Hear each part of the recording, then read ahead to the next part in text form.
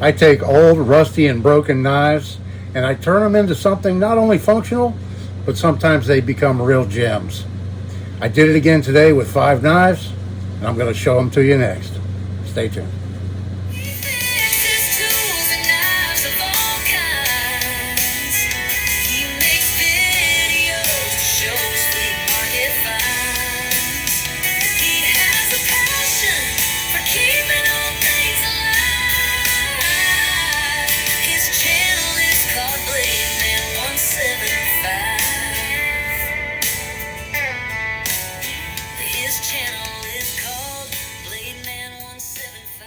Hello everybody, and thanks for coming back for another video. This is Dave, and I'm glad you're with me.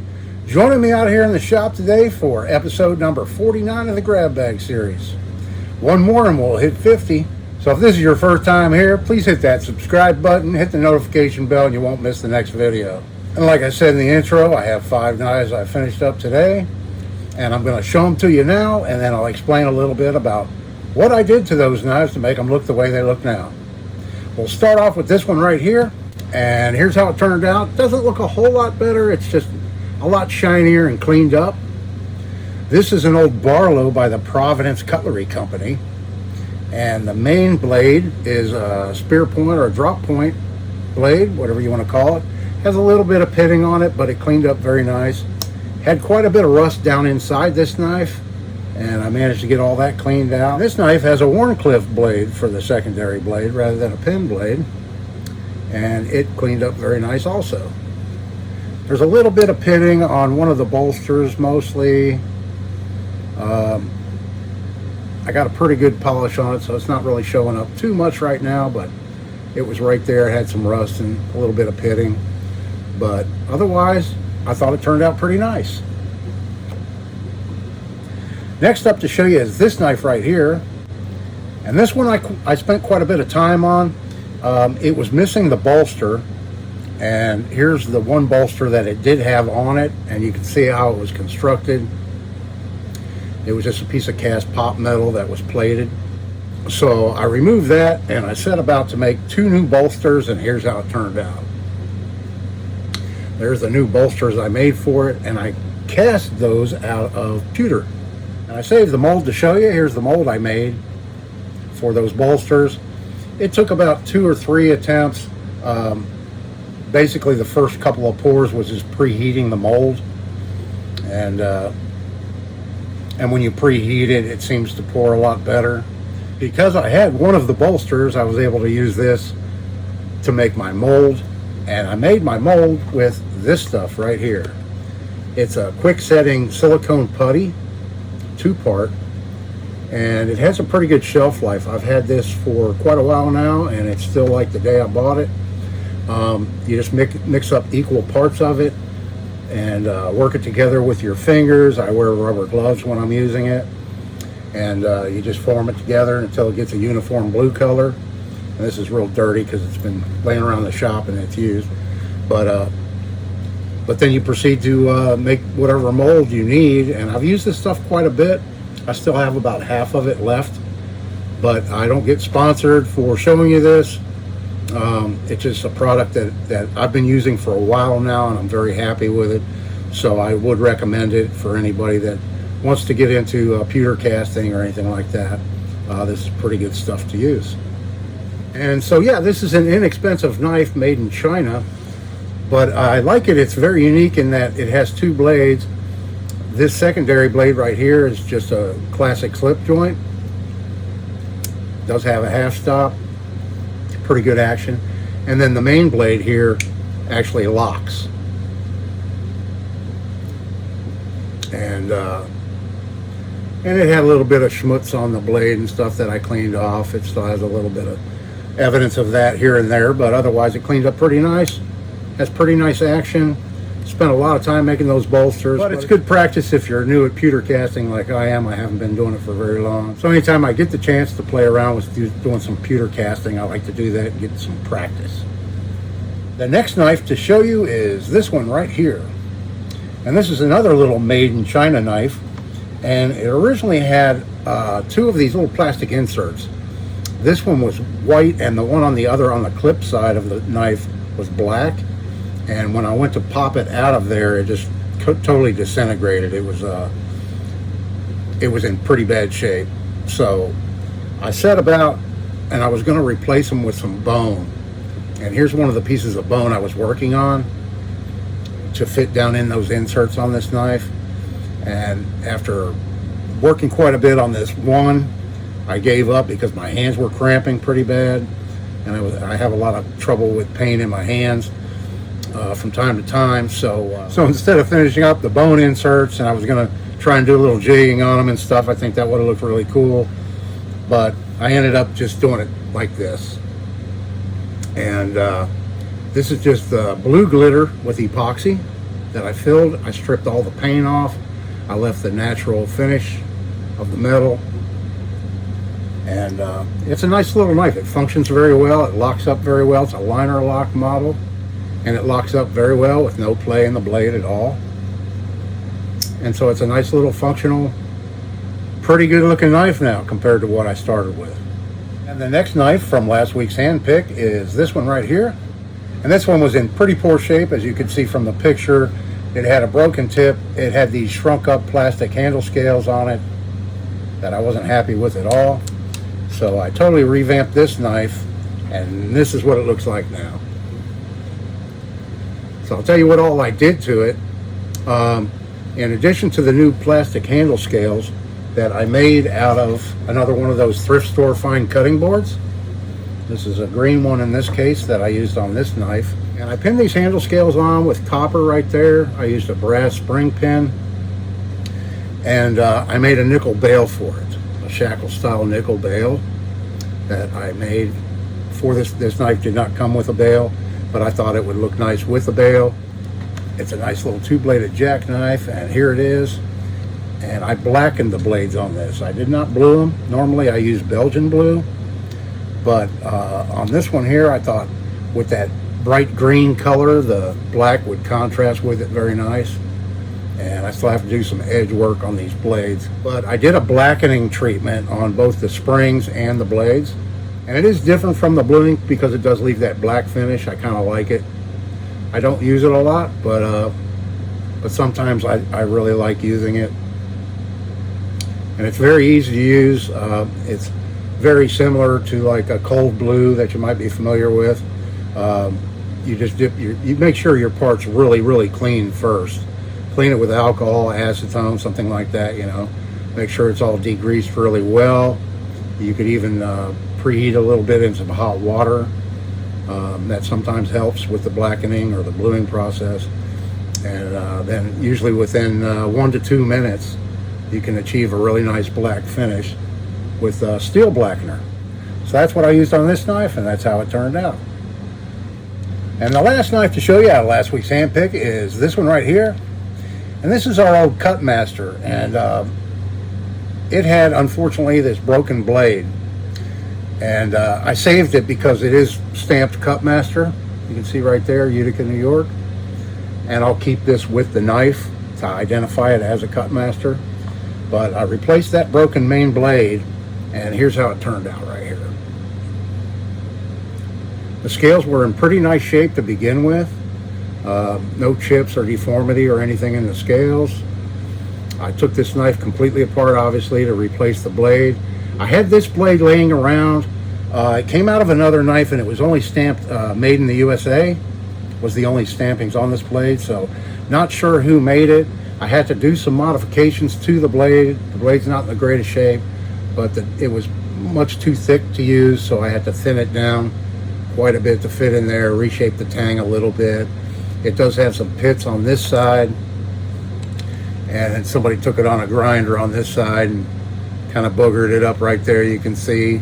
But at least it's not broken now, and it has really nice action. This is a Stockman with your typical spay blade right there. And then here is your sheep's foot blade. Yeah, so I turned this into a nice functional knife again. Looks a lot better. Now it's complete with a full blade for the main blade. Like I said, I'll keep this blade with this knife to identify it as a Cutmaster. So I've had a few people respond to my plea for knives to keep this grab bag series going, and a few of you have followed through on that. I really do appreciate it. For those of you not aware, I'm always looking for old knives that I can fix up for this grab bag series. So if you have any old knives you want to get rid of, send me some pictures of them and a price of how much you want for them with shipping, and I'll be happy to take them off your hands. I will leave my email address and my mailing address in the description box for this video. So here's the grab bag. I added a few more to it, and we'll reach in here and grab a handful, see what we're going to be working on. Do you have a guess at how many I'm going to pick today? Here's a pretty good handful right here. And so let's see, how many did we get? 1, 2, 3, 4, 5. We picked 6 today. 6 knives. I'm going to start off with this one because I can't wait to get started on this knife right here. This knife is thanks to Mary Jane. Thank you so much. Thanks so much, Mary Jane. I really do appreciate it. This knife here needs quite a bit of work. It's stamped BT Company, New Haven. And she's an oldie. Nickel bolsters. This is what you call a Coke bottle. A very large Coke bottle jack right here, or a folding hunter. Coke bottle folding hunter, whatever you want to call it. We've got a chip in this handle scale right here, piece of wood missing. This side is completely gone. Brass liners. The spring's in really good shape. The bolsters aren't bad at all. The blade I think is going to clean up very nice. And I think we're going to be able to clean it up and preserve that tang stamp. And the other side has a little stamp marking in it too. I can't read it right now until I clean it up, but we'll take another look at it when I get it cleaned up next week. But yeah, I just love this knife right here, and I can see what it's going to look like before I even get it done. Next knife is one of these little advertising slider knives, I call them. They might have a different name, I'm not sure, but you just pop this little lever out right here, and then you push it up, and then you can fold it back in to lock the blade open. And this one here has been used a little bit. It has some scratches, a little bit of corrosion there at the tip.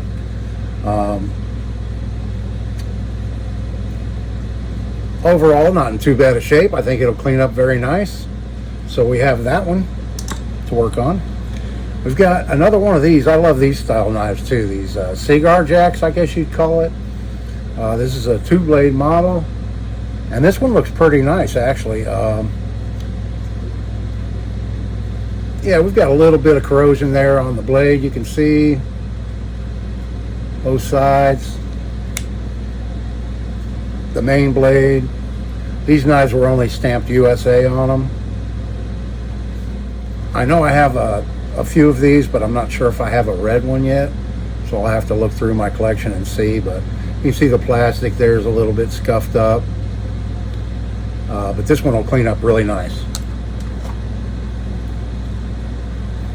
And then we have another electrician's knife right here, TL29 style knife. I'm not sure what's going on here with the separation. That's kind of strange to see that separation without seeing a recessed pin. The pin looks flush on both sides, but we've got a separation here, so I'm not sure if it was like that out of the factory or what. This is another Klein & Sons, Chicago. This is an older Klein right here, and it has that really cool, like a Bakelite type handle on it. The screwdriver is stuck in there. I can't open it right now very easily anyway, so I'm not going to try until I start cleaning it up. But yeah, it's complete with the bail, and they did use nickel silver bolsters and brass liners on these, so this one will clean up very nice. And we have this knife right here. It's a Muskrat, and let's see who made it. So this is a long line Camillus, so that puts this knife from the 70s or 80s. And both blades, this one's been sharpened down quite a bit more. Somebody put it on a grinder. So that's going to take quite a bit of work to fix that up. But this is definitely a knife worth saving. Other than the blade wear and the improper sharpening, look, they even hit the back of the blade right there on the grinder, sander, whatever they were using. A little bit of rust down inside, a little bit on the springs there, but otherwise this muskrat should clean up pretty nice. That's good action right now without any oil. And then last up, today's hand pick, we've got one of these, and this one looks pretty cool in that it's brass. Usually these are steel and they're plated or just polished steel. This one's brass. We've got an issue with this one here. It's jumped off the spring, as you can see. So I don't think it's supposed to open that far. So we've got that issue to fix. The blade doesn't look too bad overall. Not in too bad a shape. Let's see what the pen blade looks like. Nice half stop on it. It just needs a good cleaning. I don't think the pen blade was ever used, or it was used very little. It doesn't show a lot of signs of wear. And it's a really strong spring in it. Looking at the handle scales, we've got some cracks right here. Pretty dingy looking. I don't think any amount of sanding is going to make these look much better. So I think this is a candidate for some handle scale replacements. And since I got to do a little depinning to fix it anyway, we'll go ahead and make some new handle scales for that next week. I think I did one of these with bamboo one time, and I really like how that turned out. And I left it naturally colored. Leave me a suggestion down there if you have any ideas what you'd like to see me put on this knife here. I'll give you a rundown just real quick of some of the choices. Any number of exotic hardwoods, but we'll just say a light colored hardwood or a darker colored hardwood, or bamboo, or maybe a plastic. These are pretty thin scales. I might be able to get away with some G10 on it. That's certainly an option also. So yeah, you just let me know if you have any suggestions on what I should recover this with next week. So we had a pretty good shower yesterday evening, and we're supposed to get another shower this evening, and we need it. We're in a really bad drought here. We've been in a burn ban for quite a while because it's been so dry. So hopefully we'll get some more rain this afternoon. I'll give you a quick rundown on some of the videos I'm planning in the future. So I'm still working on a lot of the Colonial fixed blade blanks off and on, making new handles for those. So I'll show some of those that I've gotten done in an upcoming video. And then I have plans to make another tools video on tools that I use. I made one, I think it was 4 or 5 months ago, maybe a little bit longer than that, on tools that I use in pocket knife repair. And it wasn't every single tool that I use, it was just kind of the main ones that I use. So I'm going to do a more detailed video showing you some of the tools that I've made and tools that I use regularly when working on knives, and not only pocket knives but fixed blades as well. And I have a few different accessories that I've made for my vise, my main vise that I use here in this shop. Things that I've discovered that I can use my vise for to just make it a lot more versatile. So look forward to that video coming up in the near future. Again, subscribe if you haven't subscribed already to my channel. Leave me a comment, like, share, all that stuff. I really do appreciate it.